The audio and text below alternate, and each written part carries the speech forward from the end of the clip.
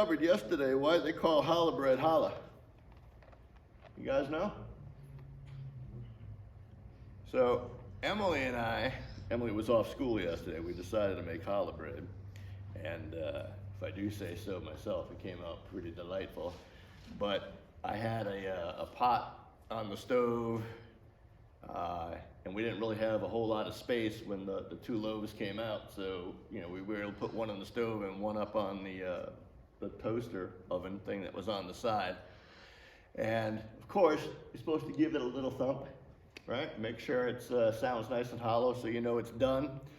And apparently, Rabbi Jeff is not too spatially aware and not too smart, because when I went to give a little thump to the one on the stove, I bent down and I got a nice burn on my forehead, and yes, I did challah. So I'm guessing the mystery has been solved. So anyway, it's the life of behind the scenes peek into my life. That's par for the course. So today, and actually before I get started too, I did think of another announcement. So next week, after service, we're gonna have some musicians hanging out, David and Nathan and Wyatt, oh my. We're gonna be hanging out and practicing some music and see what the Lord does and what we got. And if, I don't know that we're gonna necessarily set up our sound system, we may just be able to use the Bose and a little soundboard that I have. But if anyone has any interest, and even if you don't have any interest, if you're willing to learn how to do the whole soundboard thing, between the four of us and Josh, we'll certainly be able to help you out, give you some instruction, and it would be helpful. Because going forward, I'm hoping and praying we'll be live before too long. So just if you have a willing heart to do so, just come see me after service, and we'll get that taken care of. So today, man, I cannot, for the life of me, get away from Deuteronomy 8, verse 2. Because it has just been shocking to me over the past, I don't know, several weeks now, maybe even a couple of months now. It seems like every service in one way or another comes back to touch upon that. And I don't know who's here, who's not here, so just in case there's anybody who's not here or, been using my snoring dog as cover for your own nap time. Deuteronomy 8:2, paraphrasing, God says, I've taken you out of Egypt and brought you through the wilderness all of these years to test you, to prove you, to see whether or not it was in your heart to keep my commandments. And again, I say it over and over, it's not that he expects us or has any real expectation that we can do it. He just wants to know that it's in our heart to want to do it, to try to do it. And also, the fact is Mitzrayim is the Hebrew name for Egypt, and it actually means prison or bondage, a closed-in space or narrow place. It's symbolic or metaphoric, if you will, of sin and of the life of bondage that we all lived in prior to being saved through the blood of Messiah Yeshua. And the wilderness, of course, metaphoric of our lives. And then the lesson over and over again is that everything is the hand of God in our lives, whether we recognize it or not. Not just the good things, and Hasatan, Satan gets all the blame for everything bad, and certainly never going to defend him, but he can't do anything unless God allows it. And if he allows it, it's for our good. And that is kind of the background for what we're going to be talking about today. And our main text, you'll find odd, is that we're not actually going to read from our main text. It's homework for later, because it is pretty long, and we can we're just going to touch upon a small part of it that we'll actually get from another scripture reference. So I only have 3 sections to read today. So I need someone to read from Matthew chapter 1, verse 17 only. Who can do that? Okay. All right, you got it. Another single verse is from Exodus chapter 12, verse 37. You got it. 12:37 out of Exodus. And the big one, a big 14 verses, Exodus chapter 14, verses 1 through 14. I got it. All right, you got it. So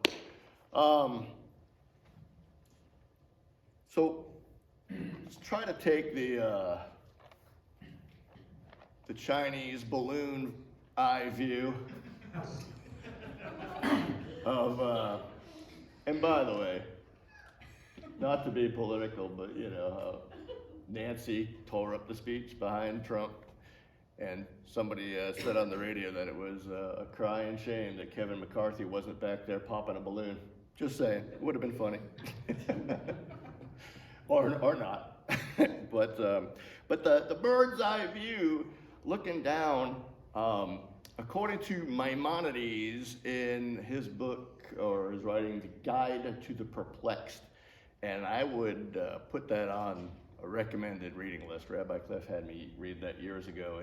I listened to the audiobook version, and it is pretty long, but I listened to it on one of our vacations down to Florida. It's a lot of driving, so I got to listen to it over the course of the vacation, and it's some pretty neat stuff in there. But in there, Maimonides points out that all of Torah is significant. There's not one single word, not one single letter that's out of place, that's meaningless, that's superfluous. It's all there for an incredibly rich and deep purpose. So always remember that when you're reading your word.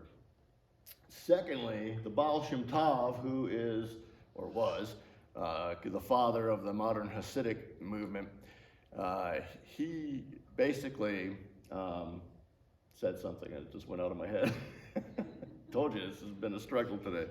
Oh yeah, so the Baal Shem Tov points out that in our main text today, which is for you to read at home later, Numbers chapter 33. I would definitely put that on your reading list for this weekend or sometime soon. It's a recount. It comes from Parashah Maseh, which means journeys. It starts out, and these are the journeys of God's children through the wilderness. And it lists 42 encampments, 42 stops along the way. And the Baal Shem Tov says that these 42 stops in the wilderness correspond to 42 stages of life, if you will, or 42 milestones that's in our lives as we pass through this world. And again, from the bird's eye view of Torah, all of Torah is the journey. I mean, think about it. They never arrive in the promised land through all of Torah.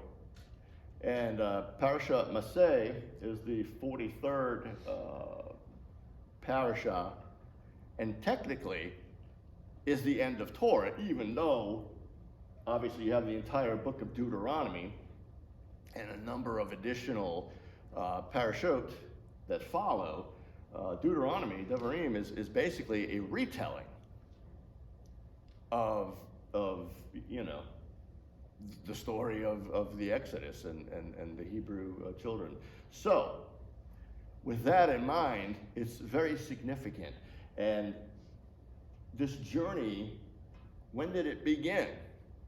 In the beginning. Well, what's the beginning, right? It's an interesting concept, and it kind of can weird you out if you haven't heard it before. But we always think of, you know, life begins what? At conception, right? Most believers agree on that, even though the world wants to dispute it. That's what most of us believe. But the reality is, that's not true. It's before then. God says in, I think it's in Jeremiah chapter 1, that, I knew you before I formed you in your mother's womb. And when I was a young believer, I used to think, well, yeah, of course, that makes total sense. God knows everything, right? So he knows the end from the beginning from the end, everything in between. So naturally, before the foundations of the world, he, knew me. Because he had it in his heart, in his mind, that he would create me one day. But that's not really accurate, because the word for "new" is only used one other time in all of Torah, and it's in Genesis when Adam knew Eve. That is a two-way communication, an intimate knowledge. You don't have intimate two-way communication with inanimate objects that don't exist. So within Judaism, the idea is that God creates our soul. He creates us, in essence, in Shemayim, in heaven, before we are sent here. I want to emphasize, we are indeed created. We're not eternal past. We are not God. Only God is God. He holds that distinction. He's eternal past. He has no beginning. We have a beginning. It's just not necessarily what we've been taught or what we've thought or what we've known, right? So we're created there and sent here. Here is not our destination. Our destination ultimately is back home. That's why, a lot of funerals amongst believers, we call it homecoming or homegoing or something like that. But really, that's what it is. When we leave this life, if we're tzaddiks, if we're righteous, if we, done what we're supposed to do, if we've placed our trust in Messiah Yeshua and been living for him, then we do indeed go home. So all of Torah is the journey. And there's so much in here that we're supposed to learn. Why? We're supposed to learn it so that we get equipped in the, Earth University, whatever you want to call it, the school of life. We are here to learn. We're here to become something. We are here to do something. We're here to participate in Tikkun Olam, the repairing of the world. We got a mission. Almost had a flashback to the Blues Brothers right there. So you all know exactly the line I was going for, right? Go ahead, say it. I'm on a mission from God. It's true! You are on a mission from God. And we all, God willing, will complete our mission with excellence and return to the Father home and hear, "Well done, good and faithful servant." So, Parashat Maseh, which is, again, starts Numbers 33, goes through these 42 stops in the wilderness. So the homework is for you to go through, read that, but also you might want to go back and starting in Exodus chapter 12, read kind of the longer version. Because in that, you learn something about every stop. And this is why Baal Shem Tov says that, yes, these are actual events with actual people in an actual place and time, but it's so much more than that. To us, it's metaphor of the lessons that we're to learn in life. So let's go, let's start with Exodus 12:37. Actually, no, wait. I lied. It's Exodus 14, 1 through 14. Who's got that one?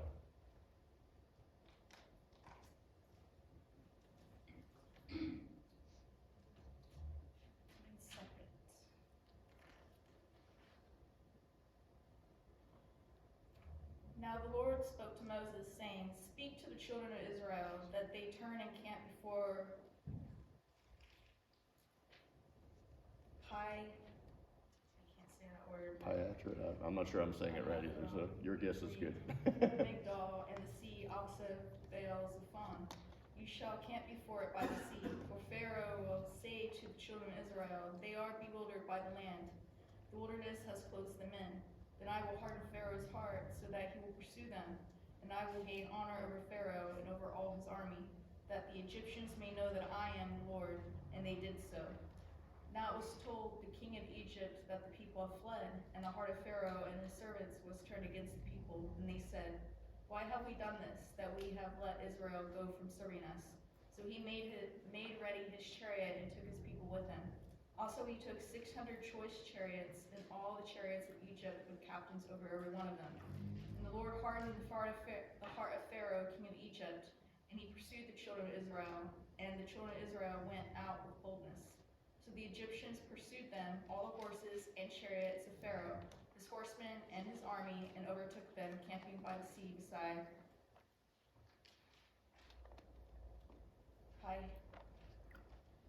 Pi-hahiroth before Baal Zephon.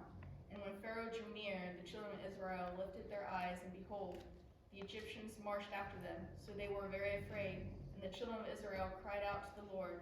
Then they said to Moses, "Because there were no graves in Egypt, have you taken us away to die in the wilderness?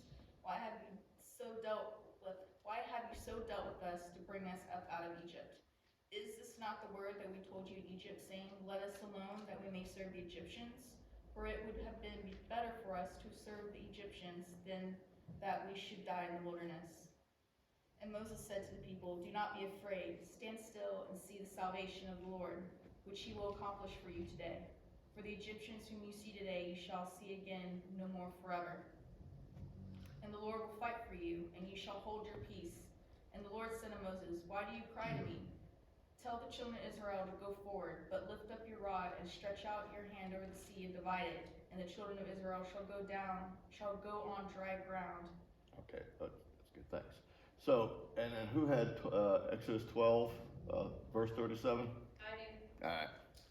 Now the sons of Israel journeyed from Ramses to Succoth, about 600,000 men on foot, beside the children. All right, so I guess I should have read that one first.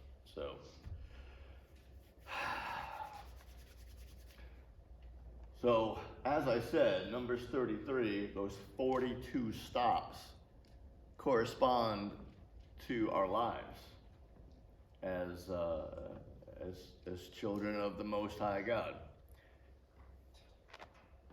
And here, we're basically getting to the first two stops. Because they left from Ramesses, that's in Egypt. They're leaving Egypt. And what's the first place that they go to that we just read in Exodus 12? Sukkah. What's that word mean? What do we know what's a sukkah?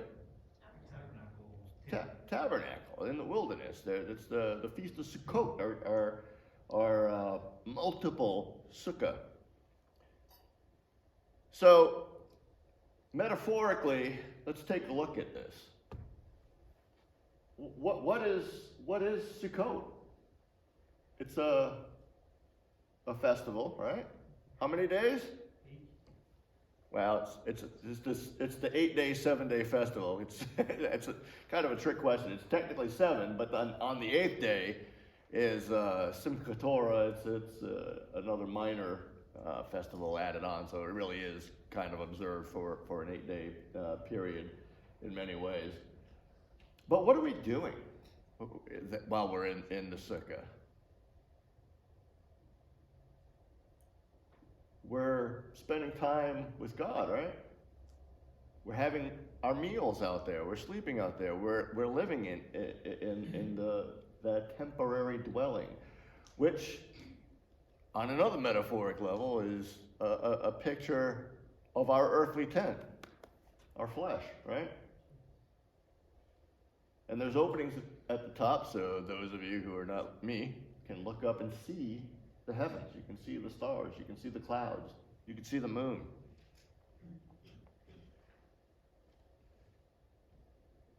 So, what happens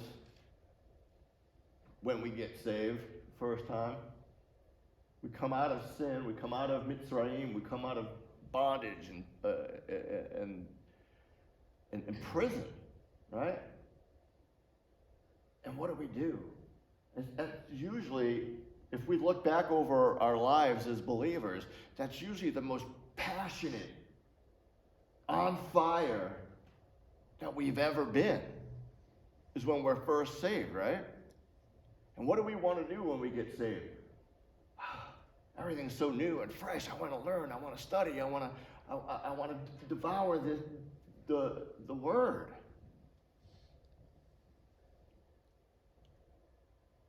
And I think that's part of what we're seeing here with this first stop. And then the next stop, we have a problem. We have the children of Israel literally between a rock and a hard place, up against the sea and surrounded by mountains on two sides, and Pharaoh and his armies charging from the only possible route of escape in the natural, right? Let's think about this. Pharaoh is the king of Mitzrayim. Ever wonder why he brought 600 chariots? Or maybe beyond that, why God thought it was important that we hear about the fact that there were 600? I mean, does it really make a difference if it was 500 or 700 or 1,000? They did what they did, and God did what he did, and that's the end of the story, right? No. Remember, every little detail is of monumental importance. God tells us, I believe it's in Proverbs, I may be wrong, but that it is the glory of God to conceal a matter, and to uncover a matter is the glory of kings. So we are to search these things out. So we're going to get into a little bit of gematria here, not too much. But the number 600, it's got all kinds of gematria values. You could find that it's equal to the phrase end of days. Also, Lucifer can be traced back to that in gematria, as well as graciousness. So it's an interesting combination of things, and there's more, but we only have so much time. But also, when we look at the Hebrew Aleph Bet, the alphabet, every letter is made up of at least two other letters. Every letter is also a number. So in Judaism, words that have identical or the same numeric value, we'll see as we go through this service, they're related. But first thing I want to bring up is that the numeric or letter representation of the number 600 is the letter Mem. It's the 13th letter in the alphabet, and 13 is the numeric value of Chava, which is love. So keep that in the back of your mind. So Mem has two forms. There's a closed form, which is the final form, I guess they call it, where the graphic is literally closed, and that is the one that has a value of 600. The open Mem has a value of 40. So they are here at the sea, which the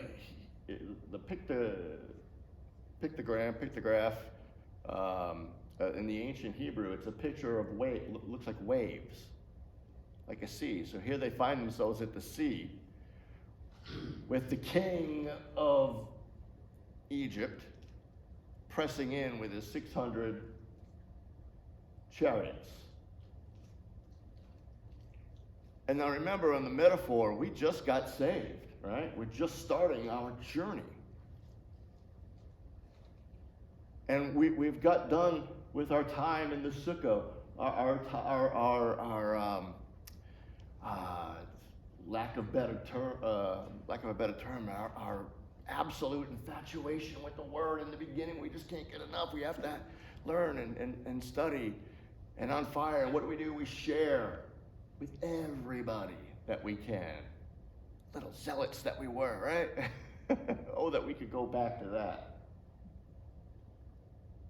And then we leave from there on our journey,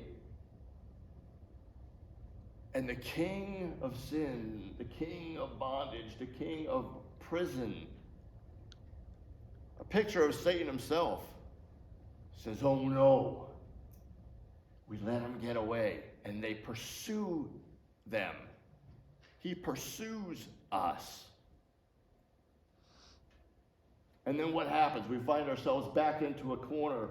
No way of escape. How are we gonna get out of this? How am I gonna live for God? How am I gonna put off the old man? How am I gonna live for the word? How am I gonna live for Yeshua? And they continue to pursue, and they close in, and they close in, and we're pressed up against the sea, which is Ma'im. It's the waters. It has two mems. The first mem is the open mem, symbolic of 40. And 40 is seen all throughout the Bible. The reign of King David. Yeshua was tempted in the wilderness for 40 days.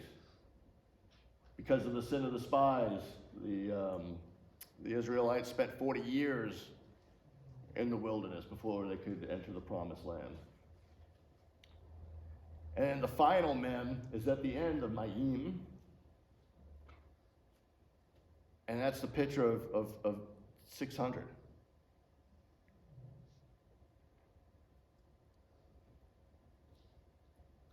They were in great fear. They cried out, really? We could have just died in Egypt. You had to bring us out here to die? But then what happened? God gave Moses an instruction. He followed the instruction. And the sages say it wasn't until that first man took a step into the water that the waters started to recede. And yeah, God makes a way, because we're not tempted with anything unless we're provided a way of escape. God always has a way for his saints to escape. There's always a way out, if we choose to see it. So he provides the way out. And even though they just had a horrible display of lack of faith, because remember, they just lived through the plagues. They've seen miracle after miracle after miracle after miracle. But their nature, our nature, is kind of shaky, kind of feeble at times. Oh, sure, there's times we have great faith and we can stand up against anything, but then, we have days where we crumble, we fall apart, we roll over. It's shameful. But it happens. And God is gracious. 600, he is gracious. When the enemy attacks, he's gracious. He provides us a way out.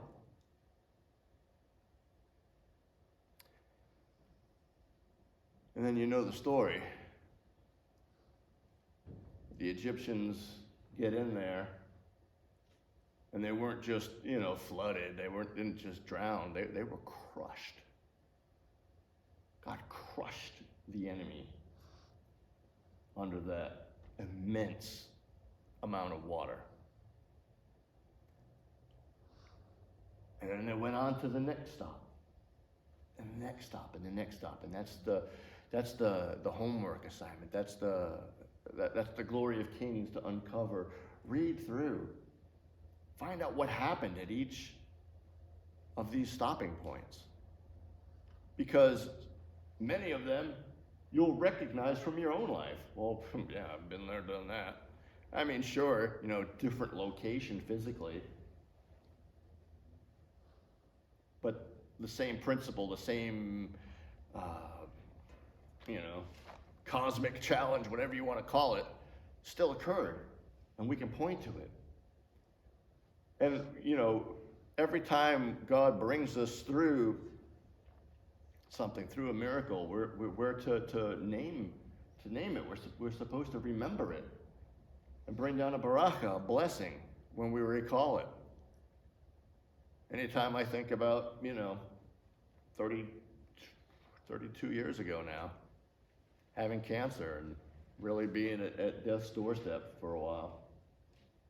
2 forms of malignant cancer, one of which had a 90% kill rate. Believe you me, when I think about it, it's a humbling thing. I bless God. I'm not here today because of anything I did. I'm not here today because of the doctors. In fact, I'm pretty sure they almost killed me with that first dose of chemotherapy. I got so sick. It was horrible. And the doctor, mentioned that, well, I think we're going to back off on the subsequent doses. And I asked him, I said, well, how do you guys determine what to give anyway? And he admitted it was pretty barbaric. It's basically age and weight and how well we think you can handle it. So they don't call it practice for nothing. They were practicing on me. I'm thankful for the doctors. I'm thankful for the medicines. But the reality is, none of them could have done anything that they did if it wasn't for God. God gets all the glory in my book. And so when you look back at your life, how God's brought you through various things, some super triumphant and wonderful, others, maybe a little shameful, we still give God glory because we're on the other side of it now. And God is gracious. Remember, the whole wilderness experience, the 40 years in the wilderness, wasn't a gift from God. It wasn't a pleasure cruise. That was punishment, right? They could have gone straight into the promised land, but because of the Lashon Hara, the evil speech against the land of Israel, Lashon Hara is a huge sin. It's a huge problem when we speak ill of one another. It's even worse when you speak against the land of Israel. Heaven help those that do that. So even in the midst of a 40-year punishment, look what God did. Gracious. Grace upon grace. Kindness upon kindness. Patient. We see as Midot HaRechamim is 13 attributes of mercy. Again, the number 13 comes back to that. Another thing I want you to note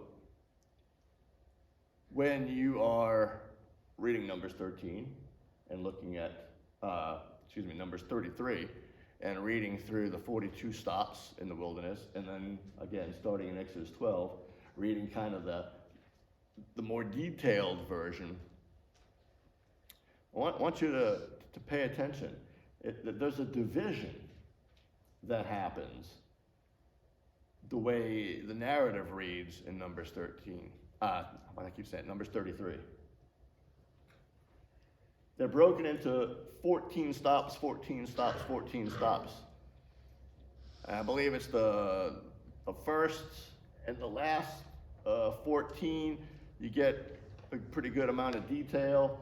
And the middle 14, it's just kind of rattling them off, if I've got that division correct. But when you read it, you'll see a difference. And there's meaning in that. 14, Josh, can you put up, guess we'll look at two words anyway. I think, was it Ahuv? Yeah. Yeah, if you put that up, let me know what's up. It's always interesting when the blind guy wants to give visual aids a try. It's a mystery. I have no idea what's going on. But thanks to David Helton, he helped me with getting the Hebrew over to us. So if it's wrong, get him. No, just kidding. Is he here? Yeah. All right. I mean, get him. Give him a hug. That's what I meant. Thank him. All right. So this is the word ahuv.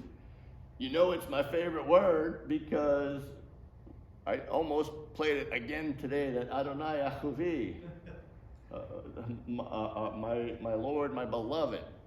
So Ahuvi is my beloved. Ahuv is just beloved, right? Do I have that right? Yeah. All right. But that has the numeric value of 14. So I want you to, I'm going to give you a bunch of stuff, and then we'll link it all together at the end, hopefully. So we're going to see our beloved throughout everything I'm going to show you now. So next one is David. Put that one up. Okay. All right, so now we got David. David, spelled up there, also has a numeric value of 14, and also the meaning of David is beloved as well. And it has the number 14. Let's see. Let's look at, I guess you can see that sit for a minute. Who has Matthew chapter 1, verse 17?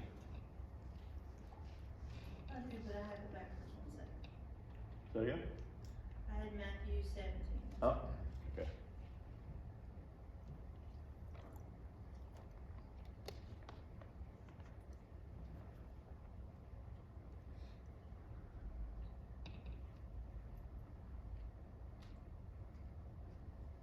So all the generations from Abraham to David are 14 generations. From David until captivity in Babylon are 14 generations. And from captivity in Babylon until Christ are 14 generations. So what is that mathematical total? 42. Huh. Remember, there's no superfluous information. It's all there for a reason. It all points to something. It all, I'll be, spoiler alert, it all points to Messiah. All points to God and his love for us. So again, we've got 42 generations, and that's a whole other study that, I was done studying really like 2 days ago for today, but yesterday I just talk about following rabbit trails. It was awesome. So I don't know what we're going to teach next week, but we could spend many weeks on this topic. But 42 stops in the wilderness, 42 generations from Adam to Yeshua, and they're broken up the same way, the same division of 14. Ahuv, beloved. And we could look at the division in Messiah's genealogy too. The first are all the patriarchs, the first 14. Then we got the 14 kings that are mentioned in this genealogy, and then 14, kind of common folks you really don't know a whole lot about. It's kind of representative that no matter who you are in life, you are beloved. Whether you got a super important job or no job at all, whether you are super high intelligence or not much intelligence at all, what family you come from, it doesn't matter. We are all beloved of God. So this 42 theme actually points to something too. It points to God, and it literally, before we get to that, so how do you represent the number 42? It's mem bait. Mem bait. Remember, mem can be 40 or it could be 600. So it's the open mem and a bait, because bait is 2, mem, open, is 40. So it's 42. The sages teach that this points to both the oral and the written Torah. The bait points to the written Torah because it starts out with Bereshit, which the first letter is a bait. The oral Torah, which is now Mishnah Torah, part of the Talmud, starts out with the letter Mem. And it's as above, so below. There's all kinds of things there. But here's the thing. Remember, Rabbi Shaul said, when I left you, you were on milk, and now you should be on the deeper things. That word, and please don't go off the rails on this, but the word that's actually used there is Kabbalah. It's not the crazy religion that people practice today. It's a word that literally means mysteries, and it points to that fourth aspect of rabbinical teaching in the Pardes method. You get the Peshat, Remez, Darash, and then the Sod, or the Sodot. And this is pointing to the Sod level. So the sages say that 42 is the number of God. And if any of you have ever watched that Hitchhiker's Guide to the Galaxy, or whatever it's called in the book, I started to watch it, but zoned out. Wasn't my thing. But in there, the supercomputer is tasked with finding out the meaning of life. And what is it, like 7 million years later, it comes up with the number 42. But by that time, no one could remember what the question was. But how they picked 42, I don't know, but here's the thing. 42 is ultimately the meaning of life is tied up to it, because it's we think of the Yud Hey Vav Hey as the unspeakable name, a deep mystery. But in Judaism, they point to something called the 42-letter name. That's what they call it, the 42-letter name. Don't ask me how to pronounce it. No idea. But they get that from the first 2 verses of Genesis. In the beginning, God created the heavens and the earth. Now the earth was void and without form, or without form and void. In the Hebrew, that's 42 letters. And it is these 42 letters, in that order, that the sages say that those are the building blocks of all of creation. In the Matrix original movie, there was that scene, I can vaguely remember, the guy sitting in the chair, and he just sees all the ones and zeros, from the Matrix, this binary code that, they were living inside.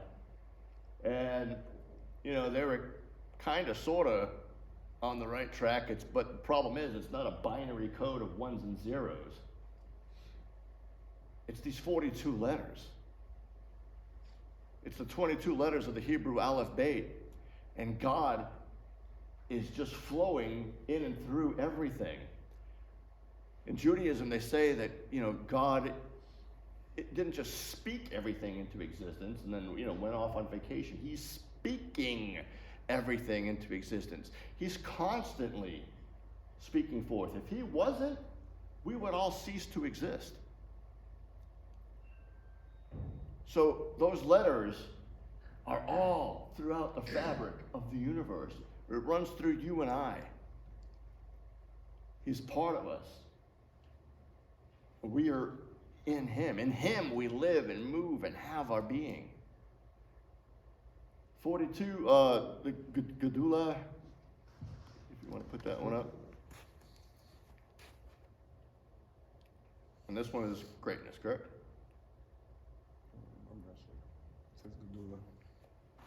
Uh-oh, she didn't put that on there. David, help me out. That is the one that means greatness, right? Right. All right. And that has a numeric value of 42. And as you start looking through the word, it's amazing, because again, this is the rabbit trail I started running down. I'm like, well, 42 runs through everything. I started looking, well, what's the 42nd book of the Bible? It's the book of Luke, because we've got, 39 in the Tanakh. And the 42nd book in, and the 42nd verse down, Messiah's right there. And she cried out with a loud voice, "Blessed are you amongst women, and blessed is the fruit of your womb." Isaiah 42. It's crazy. But it's awesome. And of course, it can be argued that all of Torah, all of the word, points to Messiah. But it's just kind of cool when you start looking at it through this different lens. When you look at the menorah itself, and we know the menorah is a picture of a lot of things. It's a picture of the tree of life, Etz Chaim. It's a picture of Messiah himself. Because remember in Revelation, he says he sees one standing in the midst of the menorah.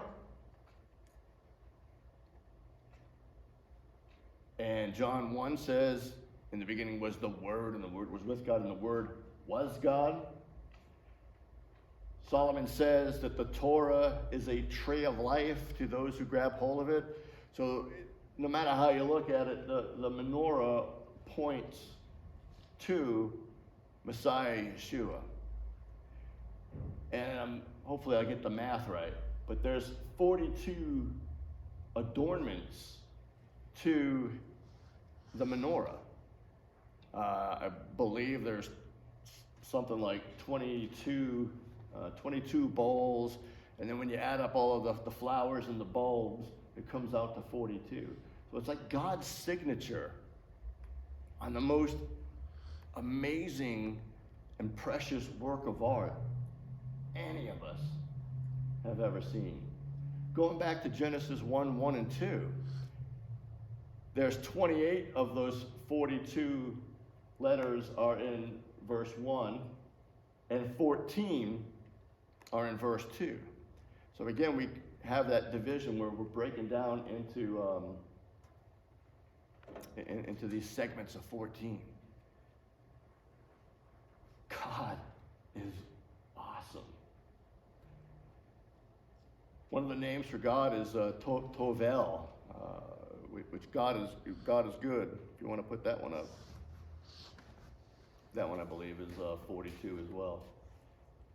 Tovel, God is good. Everywhere.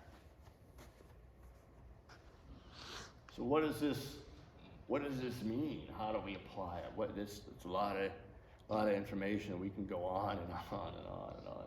There's just so much. The ultimate, to me, is to realize, as I said in previous weeks, that we all need to start really, really seeing God in everything that happens around us. He's in nature. He's not a thing. He's not creation. We don't worship the creation, but we can see him in the beauty that surrounds us. We can see him in the good times that he brings and give him praise and glory. We can see him in the pain and the hurt and the shortcomings and even in the fear. One of the stops we have to overcome in life. Because remember, each one of these 42 stops are all tied to the fact that these are part of the Tikkun Olam, part of the things in our lives that we have to clean up and get out of our lives so we can complete our mission, our God-given mission. We've got to see God in everything. And when we start to see him everywhere in our lives, it changes not only how we view our lives, how we view our situations, how we view our challenges, and how we view our blessings, but it creates in us this elevation of soul. When we talked about the animal that is our flesh versus the spirit that God, the neshama, that spark of God that he's placed in each one of us. It's that battle. We elevate our spirit man. And the purpose is that it may rule over the flesh.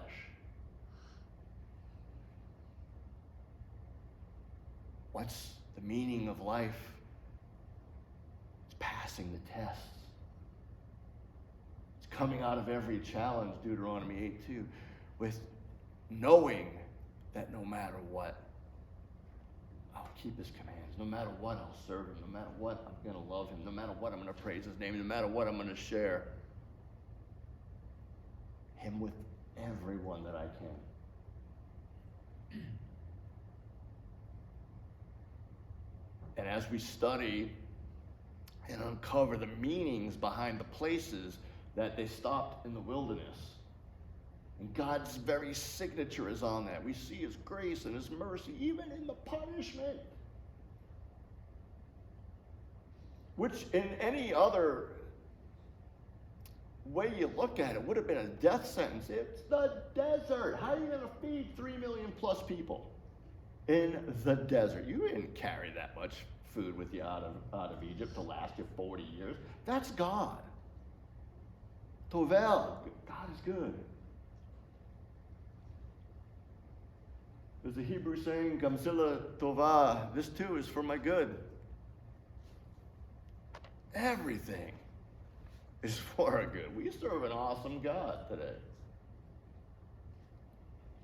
And I hope, and I sincerely pray, that this is helpful to you, and that this little homework assignment, should you choose to accept it, there's no test from me, but there will be tests from the Father, right? So it behooves all of us, as quickly as we can, to study, to learn about these tests, because the ones you haven't passed yet, and maybe they've relented, they're coming back. Until you pass. Until you learn what you were intended to learn from that situation.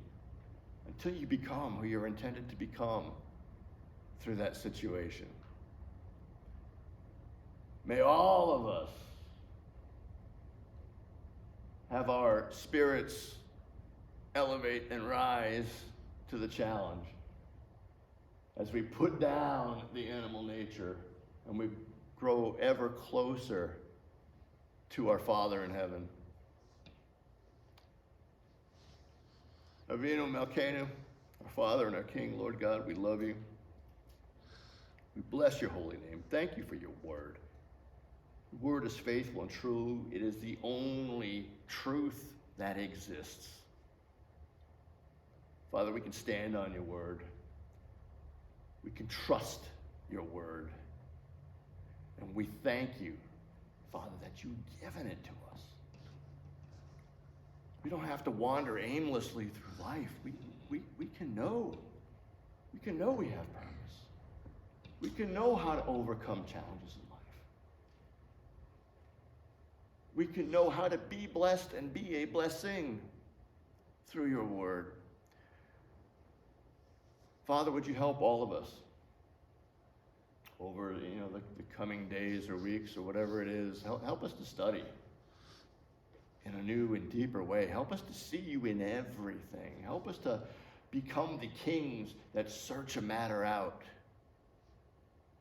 that you, God, have graciously hidden. And may our labor be sweet as we reap the rewards, as we find the treasure. And may it propel us to ever deeper study in you. Father, would you bless each and every one